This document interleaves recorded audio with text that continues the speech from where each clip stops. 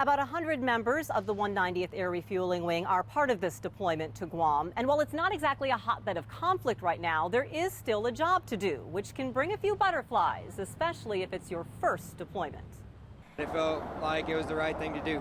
Senior Airman Chris Snow followed in his father's and grandfather's footsteps in joining the Air National Guard, and while he saw them deploy, this is his first. This is my first time being out of the States. I think the only thing that made it really nerve-wracking was not knowing what to expect, being my first deployment, not knowing how it's going to go. It's a different story for 16-year Guard veteran Major Jared Ramsey. His deployments?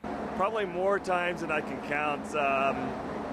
I think this is my 4th time to Guam now, and 3 times to the Middle East now. I don't say I get nervous anymore. It depends on where you're going, but we know we plan for it, get mentally prepared before we leave, and by the time we get there and leave, our training's, pretty significant. And Ramsey, who is a commercial airline pilot in civilian life, says you're among friends. It's why he keeps coming back. You spend a lot of time with the people around us now, so it's a sense of camaraderie. I enjoy it, so, I keep doing it. As the hours pass and mountains below give way to endless ocean, No says his nerves are replaced by excitement to carry out his mission. Just go with the flow, help out whenever you can. Senior Airman No is a Shawnee Heights graduate studying to become an aircraft mechanic. We'll be getting a first-hand look at what he and his fellow guardsmen and women will be doing in Guam in the days ahead. And we'll also find out why Guam is an increasingly important location for today's military. We look forward to sharing those reports with you. For now, reporting from Honolulu, Melissa Brunner, 13 News. The island of Guam is all of 212 square miles, but it's home to arguably one of the world's most diverse landing strips at Andersen Air Force Base. The basic mission is to receive and employ combat power. You'll find everything from helicopters all the way to B-52 bombers and everything in between. We have tanker aircraft, we have lots of cargo airplanes. When you see Guam's beautiful scenic shoreline, you might think this is an assignment where our airmen and women just come to kick back and relax, but Andersen actually has a very serious strategic mission. This is one of the few locations, and I would argue the only location, where over U.S. sovereign territory we can do air operations, surface operations either on the land or in the water, and subsurface operations concurrently. Air Force Colonel Samuel White, a native of Kansas City, Missouri, is the Operations Group Commander at Andersen. He says the base is a crucial staging area for humanitarian and disaster relief missions in the Asia-Pacific region. It stretches from Australia to Alaska and Diego Garcia to Hawaii. It includes nations like the Philippines, North and South Korea, Japan, and China. Within that region, the U.S. has 5 bilateral treaty agreements. It's not just about deterring adversaries, but it's also about assuring our alliances. Among those allies are emerging threats. North Korea's forays into weapons testing are well documented, and China is flexing its muscle as well. For example, they've floated man-made islands in the Pacific, which recent images show may be capable of landing aircraft. It's why Andersen is key in what the U.S. military is calling the Asia-Pacific rebalance, tipping our forces to maintain a more sustainable presence in the area. Construction is underway to bring Marines to Guam from Okinawa, Japan, the first new U.S. Marine base built since 1944. Work also continues to modernize the hangars and other Navy and Air Force facilities on Andersen. How we structure our force, Andersen has to be part of that equation. But monitoring those threats and maintaining alliances couldn't be done without mid-air refueling. The vastness of the Pacific, the tyranny of distance that we call it, we would not be able to get that B-52 to the areas that we need to get to without the tankers. That's where the National Guard and groups like Topeka's 190th Air Refueling Wing come in. They know that now, more than ever, this is no vacation assignment. We need to know what's happening around the world, and so making sure that our folks have that awareness, that helps them understand that the job that they do here is critically important. Important not just for world security, but for your bottom line, because the Pacific isn't empty. It is the highway upon which much of the world's commerce, the items you see at the store, travels. With the economic input and the increase, that needs to be underpinned by the security aspect of it. 75 start switches. There's never a bad day flying. Taking off from Andersen Air Force Base in Guam, members of the 190th Air Refueling Wing are on a mission. This B-52 cannot get across the Pacific without stopping for fuel, and with nowhere to land in the endless waters below, they do it in midair. It's a task that requires surgical precision from boom operators Gabe Ramirez and Adam Beckman. This takes a lot of focus. You got to be definitely paying attention. You got to watch what he's doing back there.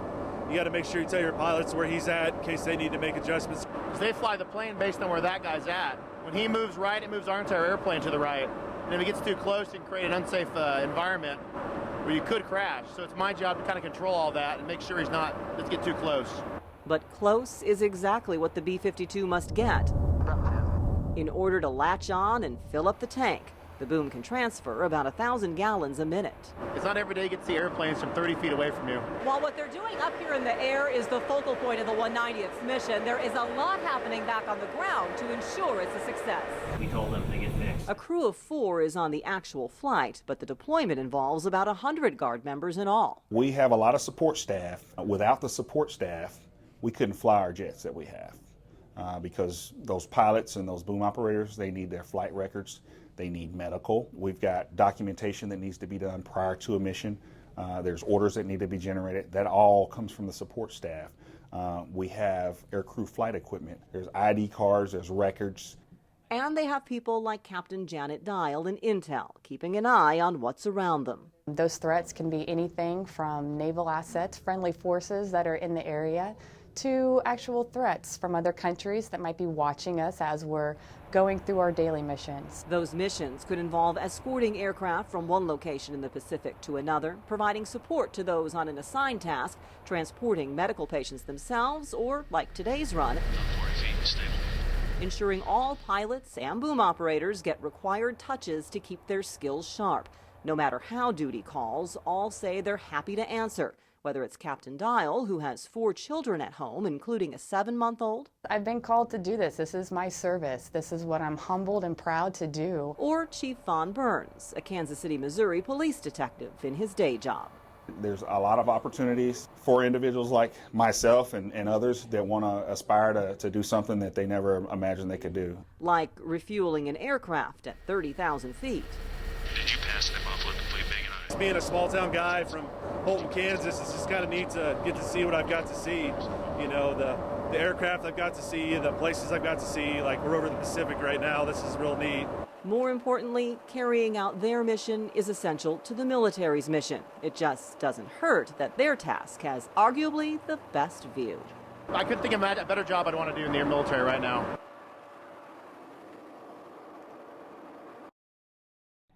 The 190th Command Chief Master Sergeant Patrick Moore is about to open the door on a new chapter. This is all I've done my whole adult life. After 35 years of service, he'll retire in January. This is kind of a bittersweet time for me. But not before this one final deployment to Guam. You know, I spent most of my career. Over 35 years, you get to go do a lot of things in a lot of places and get to do really rewarding work. Couldn't be more proud of the opportunities that I've had and to serve with such great people and to make a difference, to do great things around the world and to be part of a team. As much as Chief Moore has done and seen, his final deployment is actually bringing a pretty special first. It is first time deploying with this particular mechanic, who also happens to be his son, Chris.